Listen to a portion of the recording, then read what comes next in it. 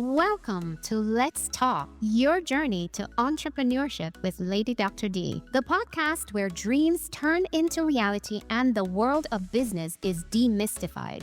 I'm Dr. Dorothy Brown, your guide on this exciting adventure into the heart of entrepreneurship. Each week, we bring you insightful conversations with industry trailblazers, visionary startups, and seasoned entrepreneurs who share their unique journeys, challenges, and triumphs. So, buckle up and get ready to embark on your journey to success. Let's talk entrepreneurship. We have stories to share and futures to create. In this episode, we explore the transformative power of art and culture. So today, we are joined by David Muir, a renowned photo artist, author, and entrepreneur. Now, David has a passion for candid cultural and lifestyle photography, and his work has graced exhibitions both locally and internationally. He is not only the president of Island Syndicate, but he's also the co-founder of Island Space, a nonprofit that nurtures Caribbean arts here in South Florida. Join us as we delve into David's stories behind his captivating photos and discover how he mentors the next generation of artists. Now, we could not share all of these wonderful stories with you in just one episode. And so this is part one of 2 episodes of David's inspiring conversation. Oh, by the way, you can be a part of David's mentorship by enrolling in one of his photography courses at Thomas Ed Learning Center in Wellington, Florida. See our description for more details. Welcome to Let's Talk, your journey to entrepreneurship with Lady Dr. D. I'm Dr. Dorothy Brown, your host, and in this episode, with me today, I get the privilege of talking to David Muir, and I need not introduce David. I'm going to let him give us all his accolades. Well, you're not so, David, how are you? I'm wonderful, but you're not going to get much. You're going to have to ask it out of me. I'm not going to. We're going to ask it out of you, definitely. So, I think if I'm to introduce myself, what I want people to know is that I am a man of the Caribbean. I was born in a country called Jamaica. And yes, I have been an entrepreneur for a long time, most of my life. I grew up in a household where my parents were entrepreneurs, and I don't really think I could have lived any other way. I just see this is how I see the world. I am going to share a lot with you. I don't want to preempt it, but I would tell you that for me, entrepreneurship is a game of not allowing fears to overtake you. If you can manage the fears, you can be very, very happy in entrepreneurship. And we will start there. So, you mentioned that you grew up seeing entrepreneurship. I grew up hearing in school, lawyer, doctor, those I heard titles. them too. So, what did seeing entrepreneurship do for you versus hearing those other careers? So obviously, growing up in a Caribbean household, everybody hears the careers, the doctor, lawyer stuff. But neither of my parents were a doctor or a lawyer. So it was easy to hear those things but not fall into the trap. Plus, I am a little rebellious, just a smidgen. So if you have a path for me, I don't necessarily believe that I'm likely to take it. So to answer your question properly, I think that I never once considered those professions seriously. At some point, because I do enjoy talking, I thought lawyering might be possible, but I always didn't like the idea of and maybe I shouldn't use this term, but meritocracy is not my style. And so the whole education system and how it's, I mean, I love learning, and I think it's very important that we all learn, but I don't buy into someone is better because they are a doctor than somebody who is providing a service like, doing hair care or skin care.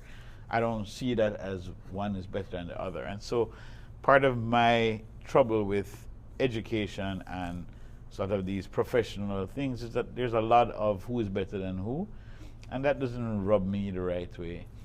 But David, you're a professional, and you are better than a lot of folks in your profession. I just had to say that. I hear you. And you probably won't say that. I can't say it. I can't, but because I don't really believe it. Here is a perfect example. So I mentor lots of photographers. Since you talk about profession, I don't even know which professions people know me best for, because I've had a few lives, different professions. But just to talk about photography to start, I have photographers who work with me in their 20s, and I would tell you 100% of the time, A photographer is better than me at food photography, and B photographer is better than me at certain creative styles. But even though I would label them as better, I don't see them as a better photographer than me, but I see them as better at certain subcategories. How do we then determine who is really better? So I don't really buy into that. So I hear you and I get you. I get that because of my life experience, I may be considered better than those who haven't had as much experience. But in certain areas within that profession, there are others who are better. So better to me is very relative. Yes. Very, very relative. And I can appreciate that. I like this humbleness about you. I honestly do. I'm not, because I'm not really that's humble either. But hear what I'm saying. Mm-hmm. I'm not, because I think very highly of myself and the work that I have done and the things I've accomplished. But I still don't think it makes me better than anybody else. And I think that especially because I'm a creative, I really am uncomfortable with comparing creative A with creative B. My best friend is a wonderful painter. I would say the best painter in the world. But then I see loads of other paintings and painters' work that I love just as much as his. How do I then say really he is the best painter? It's hard. Okay. But I hear you on the humbleness. I get you. It's more honestness than a humbleness. Okay, let's go with honesty then. All right, so let's start at the beginning, right? So parents were entrepreneurs. Definite, yeah. You decided that from in your teens, that path was the path you would take. So how did you start off? What was your first entrepreneurial adventure? Cool. You're going to end up with a long interview if you throw in things that require dialogue.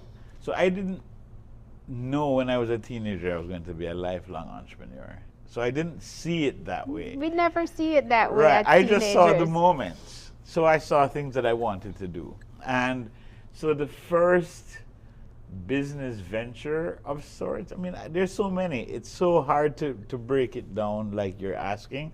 But the first one that I think I would like to mention, in 1983, we had a group of teenagers, myself was one, who decided we were going to do a party. Now, for those who are familiar, I did party as a business for many years. I mean, many, many years, decades. So contextually, this was the start of something I didn't know at the time was the start of something. But, so in 1983, we had a party called Summer Session of the Century, and we charged people to come in. Now, again, contextually, there were no, pay parties were not a thing yet. Mm-hmm. People would get invited to parties. You would go and you wouldn't pay. You would just go to the party you were invited. You go as your RSVP, whatever. These are before computers, before cell phones. This is before any of these things were real. You get the invitation in the mail and you send your RSVP in the mail and things like that, or you may dial a phone landline. Landline. So this is when what we're talking about. So it was not in my mind yet an understanding that I could do parties as a business, but this was still a venture as an entrepreneur. Myself and actually some others very successful, now that we see how they've grown, entrepreneurs, we decided to do a party, call it this, we charged people, we sold alcohol. And this was very, very novel, both for my age group and more importantly for anyone. At the time, it wasn't a thing. So that was a beginning for me. And how did that develop? I mean, how did it grow into a business for you? So I mean, many I was ways. 12, so I wouldn't even know. I was in my early teens then, so I wouldn't know anything about those parties. My mother would not even allow me to. Right. So I don't know if my mother would have allowed me to go to it either. But you were rogue, you said, so. I was very rogue, and I did things. Unfortunately, my parents are now deceased, so they have heard along the years about things their son did that they had to be very shocked by. But this is the thing. So how did that develop? It developed because, wow, I love to dance. That's really the start of the love. And I loved music. And I had entrepreneurial thoughts. Again, lack of fear. I mean, I'm lucky to be alive, but lack of fear leads you to do many things that you with wild abandon. And having parties was definitely one of them. So I've had hundreds and hundreds and hundreds, maybe thousands of events in my lifetime. I haven't counted them, but there really are hundreds. And it started in 1983. With that summer festivities. Yeah, that was the first thing. How long did you actually have that party session run? Did you have it run for a few years? That one was a one-off. That was just the start. Then by the mid 80s, I would say by 86, we started a series. So we had a series. It's kind of juvenile, but now if I look back, the first party series I think I was involved in planning was called House Party. Okay.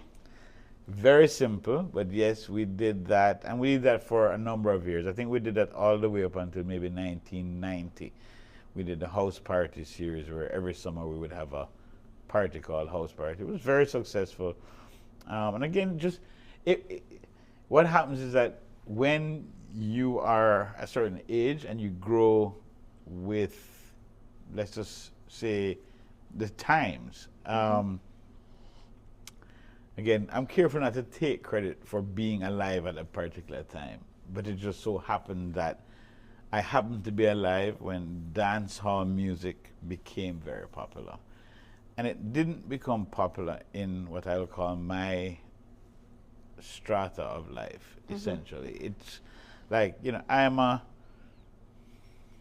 product of a very, very, very poor father, or poor in his growing up, and he became what we would call middle class because of education. My mother grew up in the country, so she's a country girl, but her father was also an entrepreneur, and he was a politician. So he was actually the longest serving councilman in Santa Cruz, St. Elizabeth, and he ran the shop in the center, right at the clock tower, right at the center of town. And so I spent many summers going to my grandparents until I kind of broke away and refused because I'm doing my own endeavors. But I spent a lot of time going and seeing my grandparents' shops and how that operate and sell flour and rice and all of these things. And then my parents, as I said before, my parents were entrepreneurs. They had a restaurant. My mom was a trained culinary expert, and so my dad insisted that instead of my mom work for someone else, that they start a family business. So they started a restaurant, which did very, very well. With those sort of imprints in my mind, and I do want to point out that because I grew up in Jamaica, and everywhere you turn your eyes, entrepreneurship. Every corner of a man that sells a cigarette or Anything. Rizla or whatever, exactly. Little bit of Anything. anything. They must sell Rasta belt, they must sell, you name it, they must sell it. If it's even shade, Kisco Pop, Sky Juice, whatever. If they blink, them sell you. Thank you. So because I see entrepreneurship everywhere around me, it's hard not to believe in yourself that you can also do it and do it well. But you know, that's such an interesting point, because not a lot of people, even though they see that, that is common around in the environment that we grow up. Not a lot of people gravitate towards seeing it that way. Okay. Because I mean, I took the other journey, Right. and I came back around to the entrepreneur. Because you know, we're hustlers. We call ourselves hustlers, right? So any opportunity you get. And for me, I didn't even get into all of that until my son, who just is natural at it. I think he's a little bit like you, because he's argumentative, a little on the rogue side too. So I can see him moving in that direction. Okay. So thanks for giving that background on what you actually saw that shaped your vision of you in the future, being not your traditional, but more of an entrepreneur. Tell me now about what's the next adventure for you, because you started off with the music scene, the and party. let me explain a little bit more about what happened with me with the music scene, or just sort of what shaped me coming out of that beginning that I mentioned. What I also don't like being laughed at or thought to be silly, and at some point, right after graduating from high school, so this is now still in the 80s, but a little later in the 80s. So I remember a lot of things transpired. I had once mentioned to some friends that I was going to start a sound system, a disco, we called it in the time. Back in those days, we just called it a disco, flat for all sound system. And, the person that I was sharing it with thought, how hilarious. You can't do that. It's not possible. And that, of course, was good fuel for me. That's fuel. That's good fuel. So, yes. So I did it, and I did that well. So by I would say 1986 officially I was playing music, involved in music from even the late 70s. But in around 86, I started a sound system by the name of Ambassadors Disco, which was, for all intents and purposes, a very popular and well respected sound system at its time. We didn't do it for very long, but we did that for about 4 years. But in those 4 years, we became very popular island-wide. We would go and play all over the island. And we got actually so popular that we actually had to desist from using the name, because anywhere we went, the crowds were just too big, and it wasn't what we were going for. So there is your Stone Love and at the time I would say, Exodus, Inner City. These are the big The sounds. popular ones then. And Ambassadors became essentially at that same level, but we weren't trying to attain that level, and it became problematic, because if you understand, again, from uptown Jamaica, if you want to call it that, middle class young man growing up, and so if we were playing at parties that were being held in, whether it's, you want to say, Barbican or Ligony, Cherry Gardens, wherever these places are, it's not a place that you would expect everybody to come to, because these are more exclusive neighborhoods. And because we've got so popular now, anytime we were being advertised to be entertaining somewhere, everybody would come, and that was not comfortable for certain neighborhoods. So we were running into the problem of being too popular for the class that we were supposed to be playing for. Ah. So Ambassador was out of Kingston or St. Elizabeth? No, out of Kingston. Okay. Definitely. Yeah, interesting. Um, However, so just as a fast forwarding, so that took me up into the early 90s. And then because we were running from our own popularity, we changed and we renamed, rebranded ourselves, and we became Legend Entertainment. So Legend Entertainment is founded by myself, and again, contextually, it's just so funny. I was going to say Carlisle, but everybody knows him as Gabriel Selassie. So myself and Gabriel Selassie founded Legend Entertainment in 1990, and that then changed our direction completely. So even though I stayed in the music business, I was no longer the same type of a hustler. I was now more informed and started to approach business from a different place. That was good. So So tell me a little bit more about that new approach that you gained at that particular junction in your journey. What was that new approach that you... So in my 20s, I realized, again, I'm kind of laughing at myself saying, in my 20s.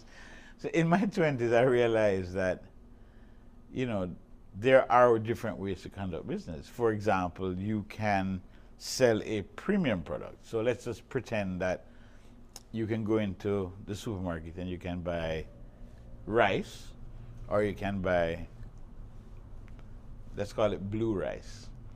And blue rice you can sell for $5 a pound if regular rice is selling for $1 a pound. But what is it but rice? It's still just rice. But I figured out that we could charge for a certain type of exclusivity. And so when we formed Legend Entertainment, we also changed the thinking. We no longer just charge people $1 or whatever is the price. We started charging $5, or even more importantly, for the services we were providing, we were starting to charge commissions. So we would say, we'll take the work only if we get a percentage of the profits, and only if we get a cut of the pie. And that changed my perspective on being an entrepreneur and on providing services. And so I've been providing services to people my entire life, but I hadn't, again, in my early teen years, I didn't understand that there are different ways to make entrepreneurship more successful by becoming or selling services that were exclusive. Okay. And that's a big lesson, right? There are many big lessons. That's definitely one of the best ones. That's a big lesson. So from there, so you start to know, you realize the difference. The analogy I would use is probably what they cost for jasmine rice versus long grain rice, right? Correct. Or basmati rice versus long rice. So, but I didn't want to go into the fanciness in that way. I was just calling it blue rice. But exactly. But is rice. It is all rice. But you cannot tell certain people basmati is just the same as long grain. No, but because I was almost run out of my house for bringing long grain to the house. You never bring red basmati. But anyway, I'm more for the jasmine flavor, but all of them, it's just rice. Oh, I needed to bring the jasmine, not the, but yes. Then for some others it's the basmati, so it's like, okay, no, man, I guess jasmine is the right one if you want to be bougie in the right way. Bougie. Exactly. So that's a huge lesson that you got earlier on. So how then did that shape how you approach business moving into the next adventures? You know, I don't know that I really learned any of my things and utilized them. I think... But you utilized that one. I used it at that moment, but I don't know that I carried it forward. I don't know that even though that worked for this service in this industry in this time, I don't know that I literally took that book of knowledge and said, okay, I'll just apply it to the next business and the next industry. I may have, you know, I'm just saying... Consciously. It may be subconscious, but consciously I never really thought it through in that way. But I know that I have had some great business partners, let's just say that. And in knowing that, I've certainly also heard many, many times, stop being so helpful to others, because I would just blab all of my successes to everybody who would listen. And I did not ever feel that I need to keep things close to my chest. Sorry, I just bumped the microphone. But anyhow, so I'm a real big sharer, and sometimes to my own detriment. I would give away information. And the reason is, I know I've sort of taken you out of the field No, of the question. but it's a good point, because I think that one of the things with being an entrepreneur, and that's the reason for this podcast, is really to share. And I'm a sharer. I love to It's share. really to share, because you don't know what you don't know, right? Agreed. And somebody else can recognize that once they know a little bit more and can kind of steer and guide you. So that's actually a great point. So I'm glad that you brought that up. So the spirit comes from this. So I know that I was very successful very young, and the only reason why that could happen is not just because I am Mr. Fantastic, but because people helped me.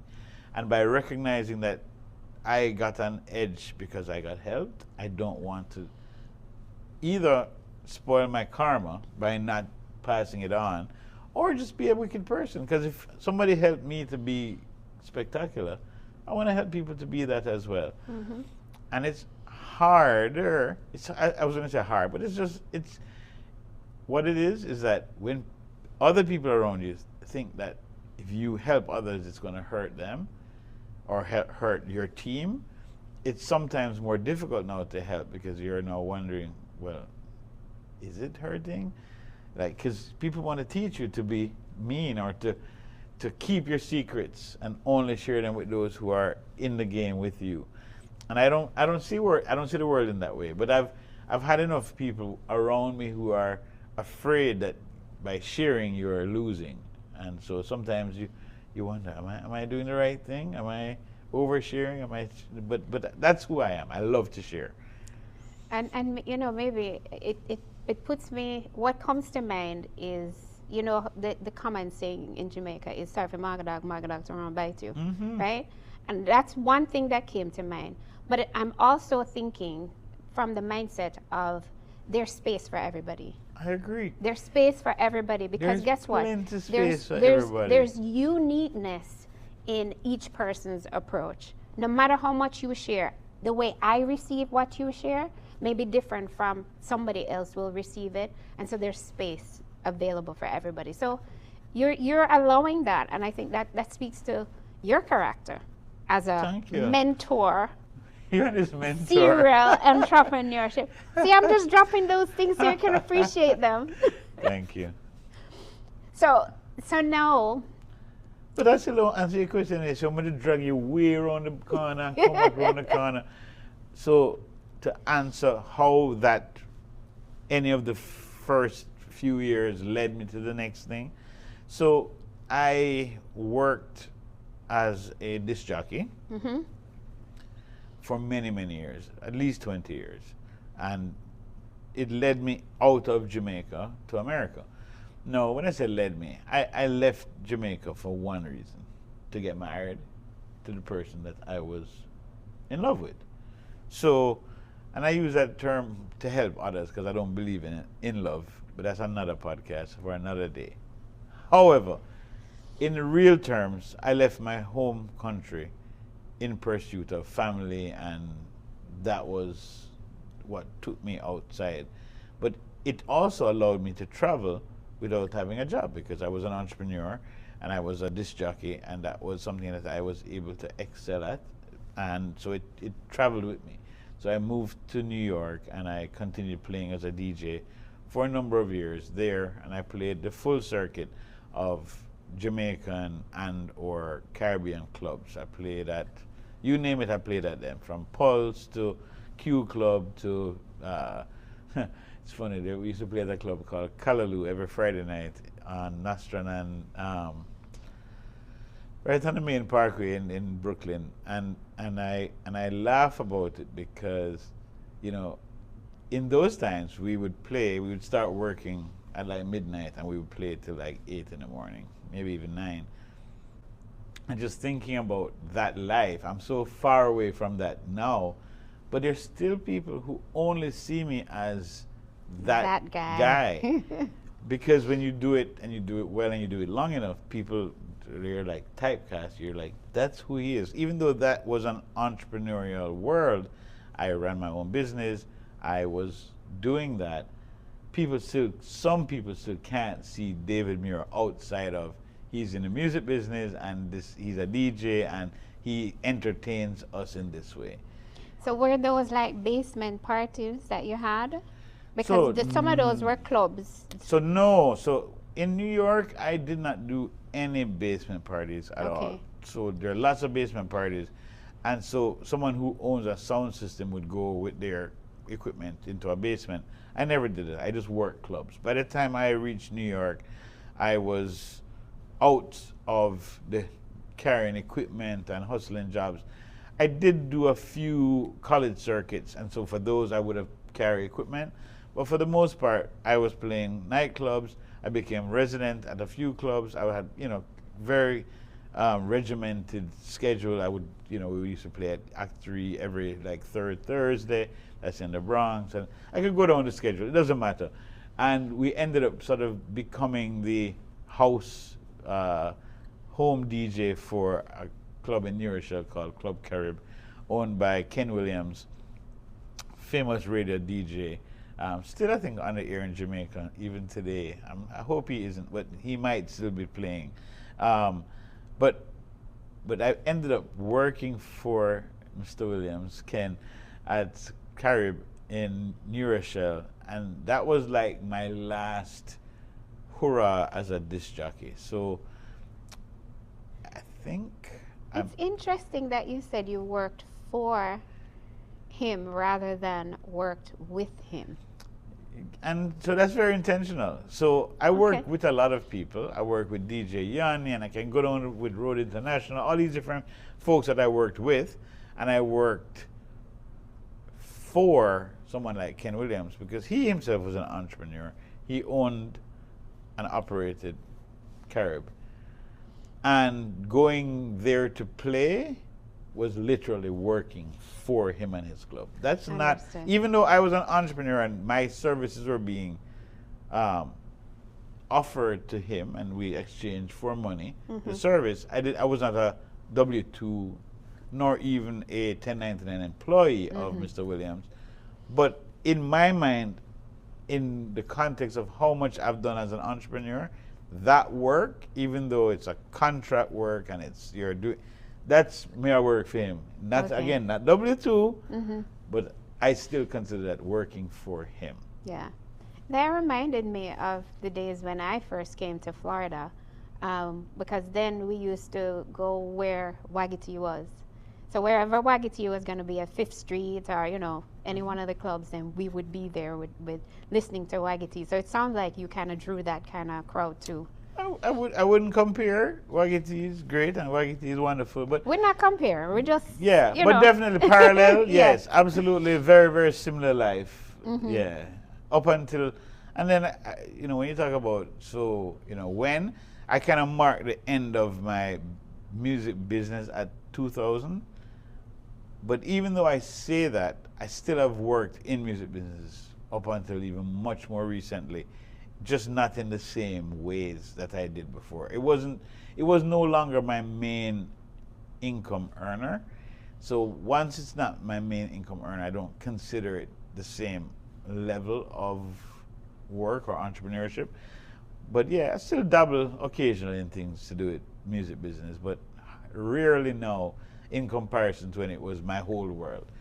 Have you noticed anything, a common thinking train of thought when you transition from one venture to the other? Common, definitely. Definitely. There are a few things that have to be common. The number one thing is that you have to plan to make profit. And I'm very careful with using those words. You have to plan to make profit. Because if you don't plan to make profit, you're not going to make no profit. Yes, that is true. You can think you're doing business and think you're an entrepreneur, but if you're not planning the money part, it can be very elusive. I've, in many different ventures, turned over a lot of money, and money has passed through my hands, but making profit is different. From money turning over. From money turning over. So you have to really be intentional, because it's easy just to be in a grind of, money is coming and you can live and things are seemingly successful, but they're not really successful unless you are making money. And so I think that if I were to say, what was the same or what was a common theme, it has to be making money. I think for me, I think the other common theme is enjoying life. No matter what I do, I am focused on enjoying my life. It is a really important.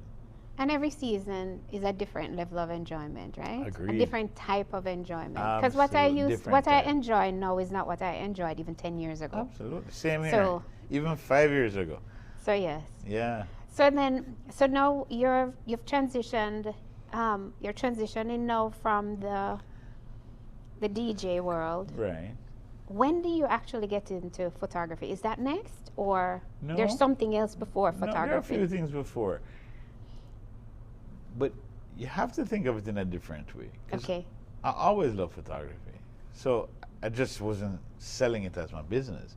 So were you doing it at yeah, concurrently while you're doing all of that? So when you said doing it, I'm always doing photography, but just not for money.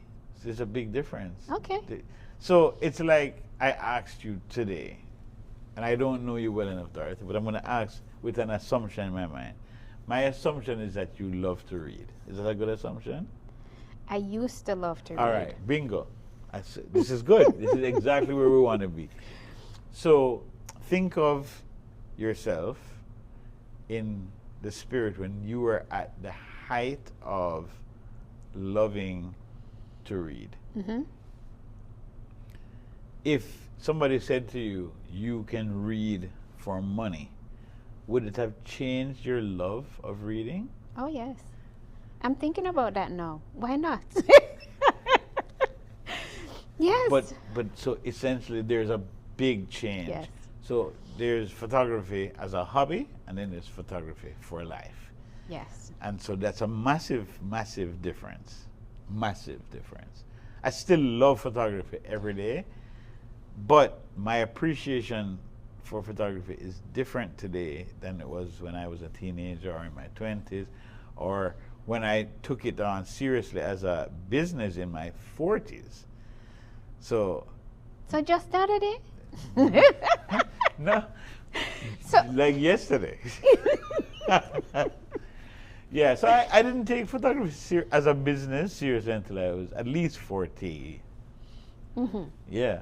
So was it that somebody actually saw your work and said they're going to pay you, and that was kind of like a I like light your bulb? dreams. I like your dreams. I'm trying to figure out how that transition occurred for you. One is entrepreneur. Remember that. That's a theme. Yes. That's a very important theme. Mm-hmm.